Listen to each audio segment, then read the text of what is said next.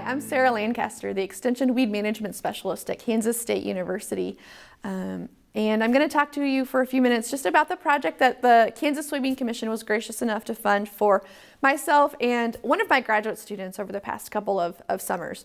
So the idea behind the project is to evaluate some of the various integrated weed management practices that we as weed scientists recommend soybean producers use to manage herbicide-resistant weeds. We know a lot about these practices individually, but we don't have a ton of data looking at how they work together. And also, we're trying to put an economic component to the study. So we're looking at three main factors. We're looking at row spacing, so 15 and 30-inch row spacings. We're looking at a practice called overlapping or layered residual herbicides. So we have a treatment that has a post-emergence of a foliar applied herbicide only, and then a second treatment that has that foliar herbicide plus a residual herbicide. So just comparing the weed control and the yield and the economics there. The third component, we're looking at a couple of different herbicide-resistant soybean systems. So there's a fair amount of work kind of out there about dicamba-resistant soybeans. There's a little less in the published literature about 2,4-D-resistant soybeans and also isoxaflutal-resistant soybeans. So we wanted to just start collecting some data to serve the farmers that are interested in those two systems as well. We did this research over 2 summers. The first summer we had good data from Ottawa, Kansas, and then this past summer of 2021, the graduate student's name is Chad. Chad actually had research at 3 different locations. He had research here in Manhattan at Ashland Bottoms.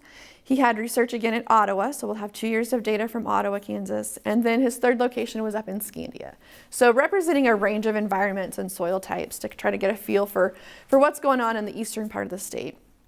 So we collected weed control data, we collected weed biomass at the end of the season in yield data, and we're going to take all of that information and compile it and do a partial budget analysis to look at the economic benefits. Some of the preliminary results that we have, and I say preliminary because we've thoroughly analyzed the results from 2020, but we're still kind of in the midst of analyzing the results from those 3 locations in 2021. So the preliminary results that we have from 2020 suggest that, and this part really wasn't a surprise, when averaged over varieties and weed control systems, the soybeans that we had in the 30-inch rows actually out-yielded the soybeans in the 15-inch rows, though it was marginally statistically significant. So a little bit perhaps of an economic hit there in terms of yield.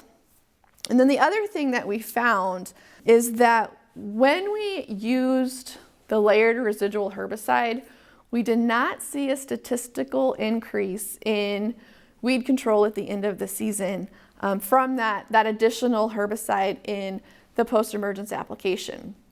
One thing we haven't teased out of this, though, is looking at the impacts of the seed production of those few plants that were there, because we weren't at 100% control. We were in the upper 90% control. And as we think about our target weeds of Palmer amaranth and water hemp, a few plants at the end of the season may look like really good weed control, but still cause problems in the future. So we're trying to tease that out and get a more complete answer as far as what really is the economic value of those layered residual herbicides. So thanks for the funding from the Kansas Soybean Commission, and thanks for the time to talk a little bit about the good work that my students been doing.